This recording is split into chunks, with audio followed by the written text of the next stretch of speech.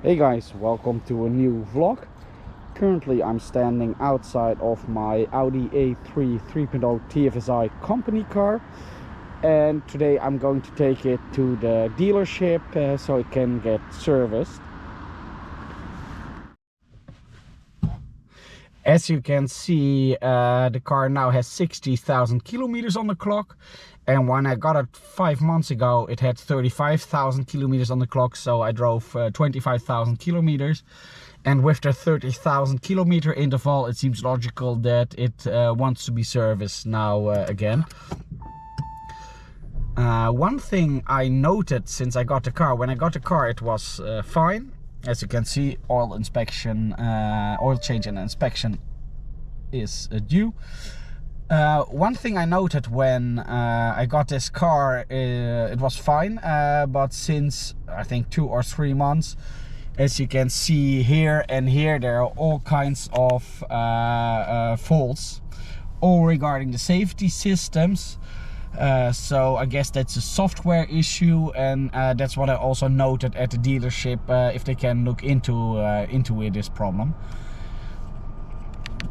And if I'm showing you here you can see I driven just over 225,000 kilometers with this car, with an average consumption of 5.6 liters. So I think that's quite okay for a car of this type. So let's head to the dealership and see what they have for me. So hey guys, what I got was an Audi A1. Pretty basic car with cloth interior, automatic gearbox, the manual climate control, which I had to figure out because I hadn't used the climate control for that long. Just standard multimedia system, sat nav, a digital display, just like I have in my A3. But I really need to get used to that. I don't have this small button to control the gears, but you still have a stick. And that I don't have an electronic parking brake, but a regular parking brake. So those are the first 3 things I noticed with this Audi A1. And I had an average consumption over 12 kilometers of 6.2 liters, which is okay.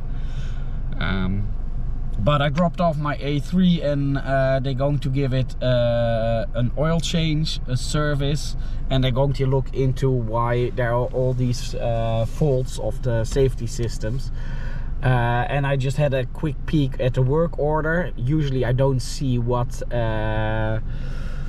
the bill is for my company car, and on a work order for just an oil change and a service at the Audi dealership they charged almost 1,000, I think 970 euros, and I didn't see if it included VAT or it was without VAT, but I was a bit shocked that for such a simple service and oil change they charge you 1,000 euros. Just let me know in the comments what you think of this pricing policy.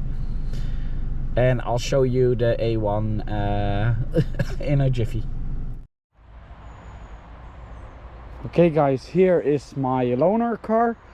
As I mentioned, it's an Audi A1 3.0 TFSI, which means it has the same 3-cylinder 1 liter and 110 HP petrol engine as my Audi A3 has. This car is equipped with something called the Pro line. Pro line means it has the sat nav, cruise control.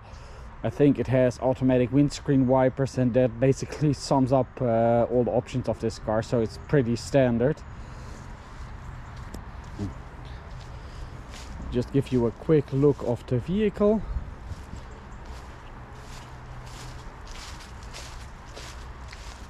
Unfortunately I don't have the time to do a full walk around. The Audi A1 is the smallest of the range, although it's not as round as its predecessor was. It's a bit more compact and has more sharp angles now. And if we have a look in the interior, you can see the multi-function steering wheel, which is manual operated, the cruise control, the automatic gearbox, the center armrest, and indeed that can be an option. One thing I have to note, the light is switched on and off by a button nowadays, and I have to say I prefer the old-fashioned button where you can just turn around and see in one eye in which position it is. It has a sat nav also, cloth seats, and for loaner it's just fine. So guys, I'm back at the dealership. I've driven 42 kilometers with this car, having a consumption of 6.0 liters. I think that's okay.